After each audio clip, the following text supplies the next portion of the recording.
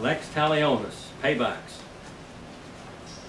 We're going to start out with verse number 20 of the 13th chapter of 2 Samuel. Just to get caught up where we are and review just a little bit. Go back up to 16. But she said to him, "No, because this is wrong, and sending me away is greater than the other one which you have done to me." Yet he would not listen to her again. Then he called his young men who attended him and said, "Now throw this woman out of my presence and lock the door behind her."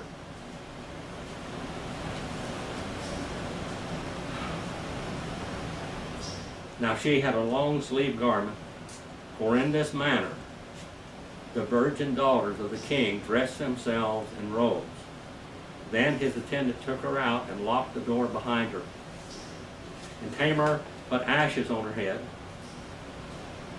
and tore her long sleeved garment which was on her, and she put her hand on her head and went away crying and crying and crying as she went. Now Absalom knows something's up. Absalom means what? Peace to the father. Absalom, Ab, father, Salom, peace to the father. Then Absalom, her brother, said to her, "Has Amnon, your brother, been with you? But now keep silent, my sister. He is your brother. Do not take this matter to heart." So Tamar remained and was desolate in her brother's Absalom's house. Now when King David heard of this, he was very angry. In Galatians 6 it says, "Whatever a man sows, that shall he also reap." And now David's reaping it, and he doesn't want to. He doesn't want this crop to come up. But Absalom did not speak to Amnon either good or bad, for Absalom hated Amnon because he had violated his sister Tamar, and she was ruined. Her life was ruined. Now it came about after 2 full years that Absalom had sheep shearers in Baal Hazar, which is near Ephraim, and Absalom invited all the king's sons. And Absalom came to the king and said, "Behold now, your servant has sheep shearers. Please let the king and his sons go with your servant." But the king said to Absalom, "Now my son, no my son, we shall not all go, lest we be burdensome to you." Although he urged him, he would not go, but blessed him. David doesn't know what's going to happen. He doesn't know. Then Absalom said, "If not, please let my brother Amnon go with us." And the king said to him, "Why should he go with you?"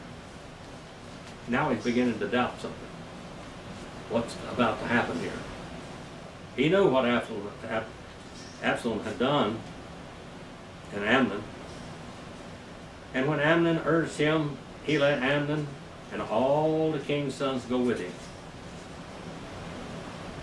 And Absalom commanded his servants, saying, "See now, when Amnon's heart is merry with wine, and when I say to you, strike Amnon, then put him to death.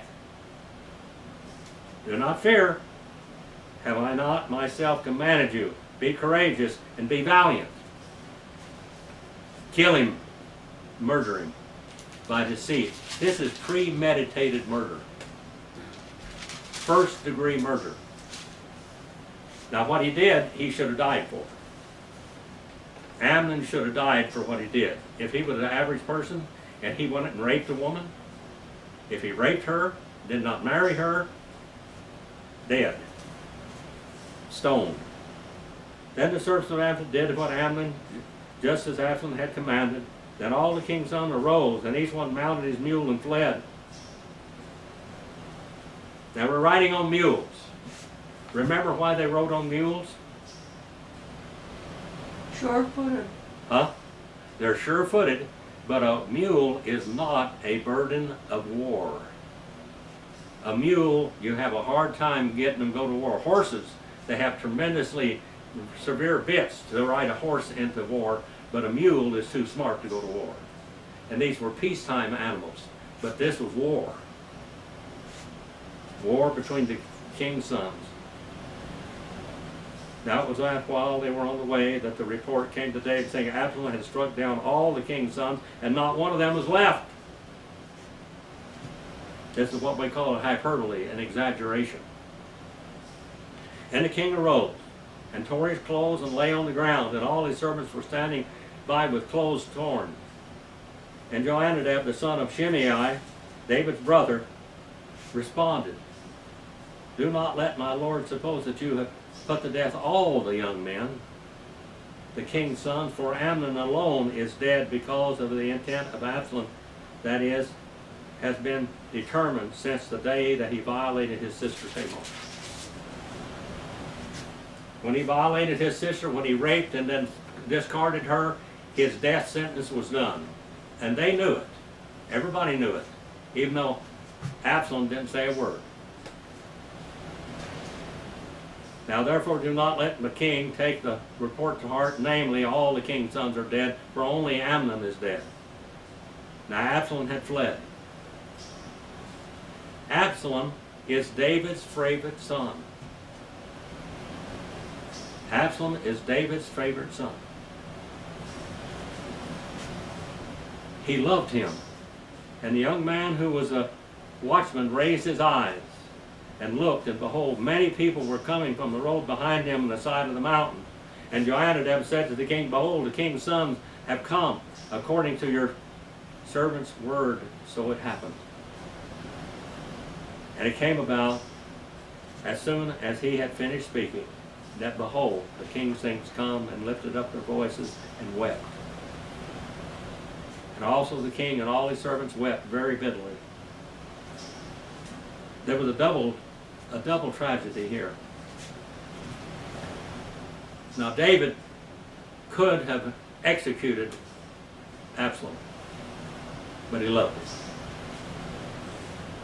He could have executed him, but he wouldn't. But he was going to banish him, so he would never talk to him again. As far as David's concerned right here, I've lost two sons. I've lost Amnon and I've lost Absalom. David was envious of Bathsheba, but he did not take a lot of other women like he did that. He did that one time and he did it wrong. He could have had her, just like Tamar said to Amnon. He said, "If you ask my father, he'll give you." David, if he'd have asked the Hittite, "I want your wife," he would have given her to her. He would have. He would have honored David with his wife. They wept bitterly. Now Absalom fled and went to Talmai, the son of Ammihud, the king of Geshur, and David mourned for his son every day. He mourned for both of them. A double stroke, a double stab in the back. So Absalom had fled and gone to Geshur, and was there for 3 years. And the heart of the king longed to go after Absalom. He longed for Amnon because he was killed and murdered. He was what we call an overkill. Too much killing. They all stabbed him. Many stab wounds in him. And the heart of David longed to go out to Absalom, for he was comforted concerning Amnon since he was dead. And Joab the son of Zeruiah perceived that the king's heart was inclined toward Absalom. And Joab sent to Tekoa and brought a wise woman from there and said to her, "Please pretend to be a mourner." Now they're going to put on a show. This is going to be a theatrical show in front of David. "Please pretend to be a mourner and put on the mourning garments now. Do not anoint yourself with oil, but like a woman who has been mourning for the dead many days." Now this is Joab. Joab sometimes was a great guy, and other times he's a scoundrel. "Now go to the king and speak to him in this manner." So Joab put the words in her mouth. Now when the woman of Tekoa spoke to the king, she fell on her face to the ground and prostrated herself and said, "Help, king! Help me, O king! Help me, king!" And the king said to her, what is your trouble?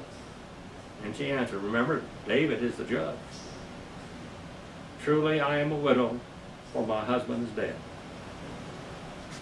And you and your maidservant had 2 sons. But the 2 of them struggled together in the field, and there was no one to separate them, and one struck the other, and he killed him. Now behold, the whole family has been risen up against your maidservant. And they said, hand over the one who struck his brother, that he may put him to death for his life, and his brother whom he killed and destroyed, the heir also. Thus they will extinguish my coal, which is left, so as to leave my husband neither name nor remnant on the face of the earth. And the king said to the woman, go to your house, and I will give orders concerning you. And the woman of Tekoa said to the king, O my lord, the king, the iniquity is on me and my father's house, but the king and his throne are guiltless. So the king said, whoever speaks to you, bring him to me, and he will not touch you anymore. Then she said, please let the king remember the Lord your God, so that the avenger of blood may not continue to destroy, lest they destroy my son. And he said, as the Lord lives, not one hair of your son shall fall to the ground. Then the woman said, please let your maidservant speak a word to my lord the king. And he said, speak. And the woman said, why then have you planned such a thing against the people of God? For in speaking this word, the king is one who is guilty, in that the king does not bring back his banished son. And we shall surely die, and are like water spilled on the ground, which cannot be gathered up again. And yet God does not take away life, but plans ways that it might be banished. One may not be cast out from him. Now the reason I have come to speak to you this word, my lord, the king, is because the people have made me afraid. And so your maidservant said, let me now speak to the king. Perhaps the king will perform the request of his maidservant. For the king will hear and deliver his maidservant from the hand of the man who would destroy both me and my son from the inheritance of God. Then your maidservant said, please let the word of my lord the king be comforting, for as an angel of God, so is my lord the king, and to discern good and evil. And may the Lord your God be with you. And the king answered and said to the woman, please do not hide anything from me that I am about to ask you. And the woman said, let my lord the king speak, please. And the king said, is the hand of Joab with you in all of this? Do you think he knew who was behind it all? Joab, the good and the bad guy, the sour and sweet. And the woman answered and said, as your soul lives, may the Lord your king, no one can turn to the right or to the left from anything that my lord the king has spoken. Indeed, it was your servant Joab who commanded me, and it was he who put all the words in my mouth of your maidservant. In order to change the appearance of things, your servant Joab has done this thing. But my Lord is wise like the wisdom of an angel of God, to know all that is in the earth. Then the king said to Joab, behold, now I will surely do this thing. Go therefore and bring back the young man Absalom. Joab fell on his face to the ground and prostrated himself and blessed the king. Then Joab said, today your servant knows that I have found favor in your sight, O my lord, the king, in that the king has performed the request of his servant. And Joab arose and went to Geshur and brought Absalom to Jerusalem. However, the king let him turn to his own home, to his own house, and let him not see his face. So Absalom turned to his own house and did not see the king's face. He said, bring him back home, but I don't want to see him. Now all Israel has known one so handsome as Absalom. so highly praised from the sole of his foot to the crown of his head. There was not a defect in him, only his heart was defected. And when he went and cut his hair of his head, and it was at the end of every year that he cut it, that was heavy on him. And he cut it, and he weighed the hair of his head 200 shekels by the king's weight. And Absalom there was born 3 sons, and 1 daughter whose name was Tamar. And she was a woman of beauty and appearance. Now Absalom lived 2 full years in Jerusalem, and did not see the king's face. Then Absalom sent for Joab, and sent to the king, and he would not come to see him. So he sent again a second time, that he would not come. And therefore he said to his servants, so Joab's field is next to mine. This boy is bad. You know that? This boy is bad. He may be handsome. He may be just one of the desired one of Israel, but this is a bad boy. And he had his barley there go and set fire to it. So Absalom's servant set fire to the field on fire. And Joab was the one who got him there. So Joab arose and came to Absalom in his house and said to him, why have your servant set my field on fire? And Absalom answered Joab, behold, I sent for you, saying, come here, that I may send you to the king, and say to him, why have I come from Geshur? It would have been better for me to still be there. Now therefore let me see the king's face, and if there is any iniquity in me, let him put me to death. He knew his father wasn't going to kill him. So Joab came to the king and told him, and he called for Absalom, and thus the king prostrated himself to his face to the ground before the king, and the king kissed Absalom.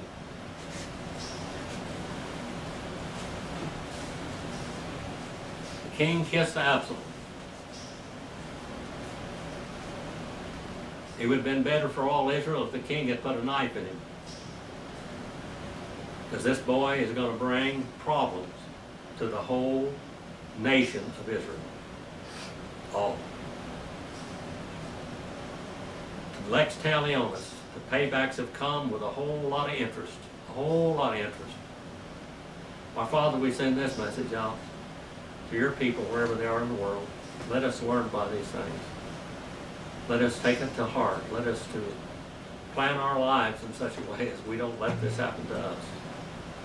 Please forgive me where I fail you. In Jesus' name.